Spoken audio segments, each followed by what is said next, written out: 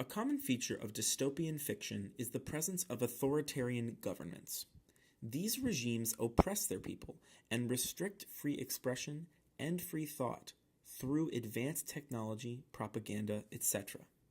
These stories reflect the excesses and dangers of collectivism, which is, according to Google, the practice or principle of giving a group priority over each individual in it.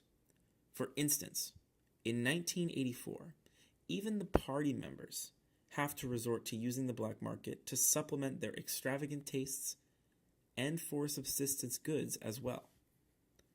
However, as some of the texts show, the cause of these dystopias is not solely collectivism. Its opposite, individualism, is at least an equal cause of the authoritarian dystopias.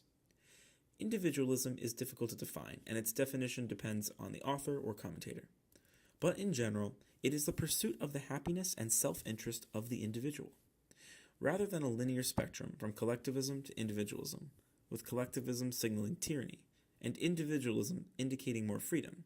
This spectrum rather resembles a horseshoe shape, with tyranny residing on the extreme ends of both, and freedom residing in the moderate and tolerant ends of both. The three ways individualism causes dystopia is the abandonment of other people, the truth that people join factions out of self-interest, and the irrationality of our choices. Obviously, we live in a world of other people. As such, societies, including dystopic ones, are built around people and consist of them. And since we are social creatures, dystopias cannot be escaped. However, Ayn Rand's Anthem depicts just that.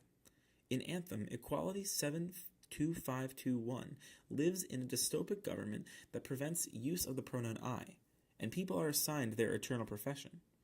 Equality 72521 escapes this fate alongside his newfound love Liberty 35000 and attempts to create an individualist utopia that will be followed by others.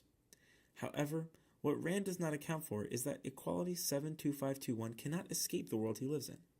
Wherever he runs, he will be faced with other people who have been influenced by the same ideas espoused by the World Council.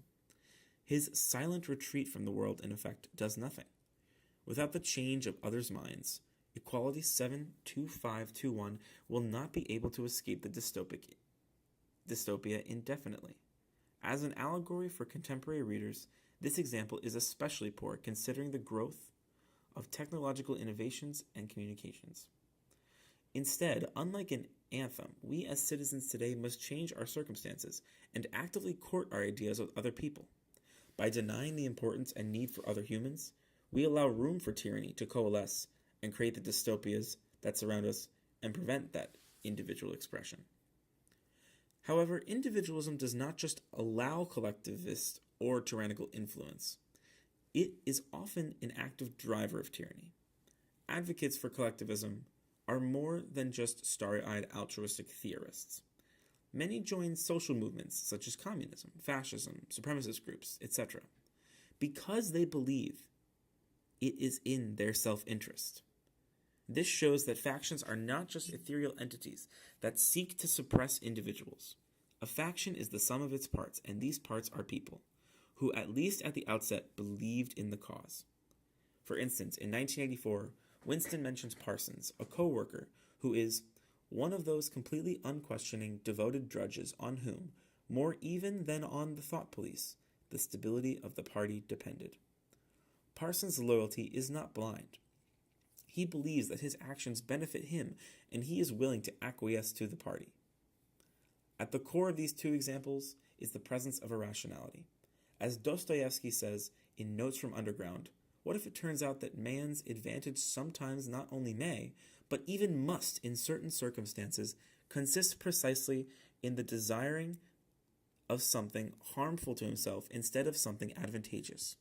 Therefore, we as humans may desire wickedness and irrational suffering on the world and make tyrannical choices. This tendency shows why institutions must help moderate and restrain extreme factions and also look further into the future than any average self-interested person can. For example, the Social Security system accounted for the lack in savings among many people in the United States. By providing Americans with the benefits of savings, those who are 65 years and older are now the least likely to be impoverished of any group. This type of solution is not correct for everything, which is why it is prudent to follow Aristotle's golden mean or middle way.